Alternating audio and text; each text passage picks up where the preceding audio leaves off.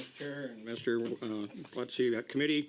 I must say I'm disappointed with the defense policy update. There's no sense of urgency here. We've got war waging in Ukraine. We just witnessed Iran attack Israel last night. We have seen war throughout the Middle East and in the Red Sea. And we are witnessing a powder keg that's about to explode in the South China Sea and the Strait of Taiwan. And yet all the promises that you're making and the explorations that you're doing doesn't happen until really after the next election. So in typical Liberal fashion, it's dithering, it's delays, it's kick the can down the road. We're hearing stories about our troops using food banks and relying on food donations. You said yourself that the recruitment and retention crisis put the Canadian Armed Forces in a death spiral.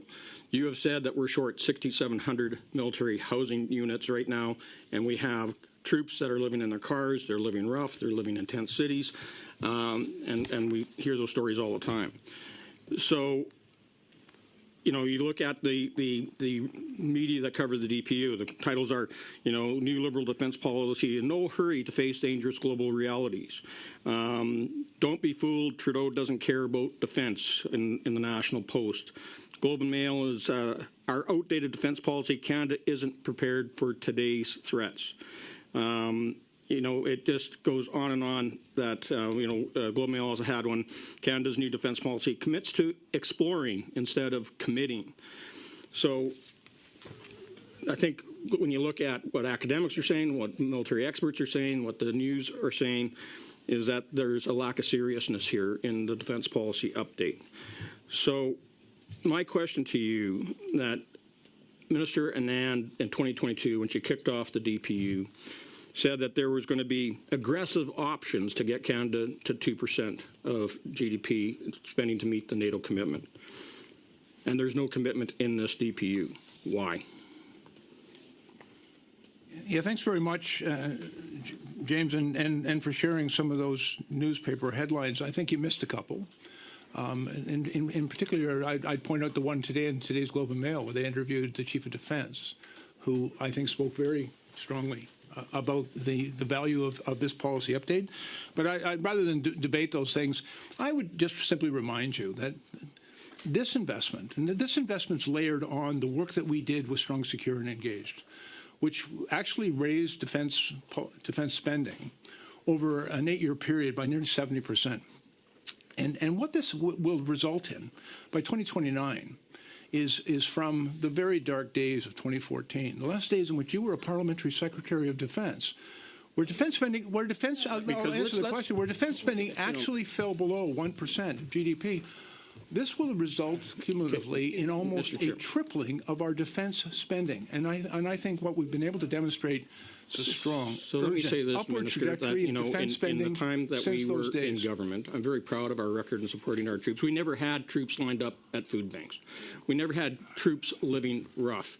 We never had our international allies say they can't depend on Canada. That's all on this Liberal government. That is not on previous government.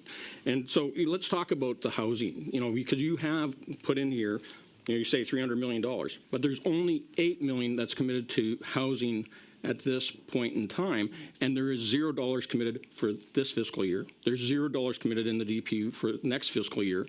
You said we're 6,700 homes short for our troops, and we know that over the last 2 years that National Defense only built 38 homes in 2 years. That isn't going to close a gap in 6,700 homes, nor will the $300 million get us there.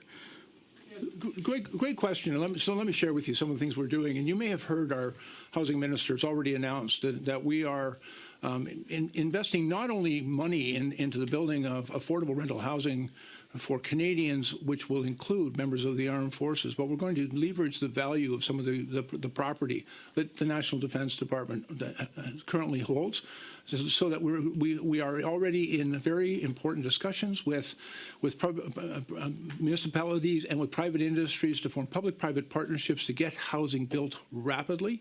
There are a number of really important initiatives, and I know we're all looking forward, and I'm sure you are, to the budget that will be released released on Tuesday, which will create, I think, we'll be able to reveal a real urgent sense of getting housing built.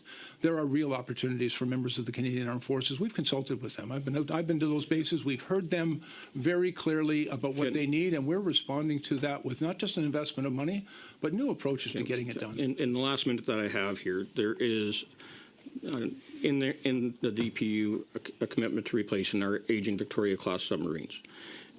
It says conventional subs. The Prime Minister at the announcement last week said that nuclear subs are also an option. Can you explain the contradiction between the DPU and the Minister? And are we going to go ahead with purchasing submarines that can go under ice to patrol our Arctic when you look at the proliferation of submarines around the world, and protect our coastlines from all three sides to ensure that we are protected here and know what's happening in our Arctic waters? Yes, we are going to. How much? What's that? How much is it going to cost? Well, that's actually the work that's underway. When we said we're exploring the work that needs to be done, we're working with the Royal Canadian Navy and the Canadian Armed Forces and the Department of National Defence to determine what their operational requirements are. And as the Prime Minister indicated in his remarks last Monday, nothing's off the table. We're going to listen to them.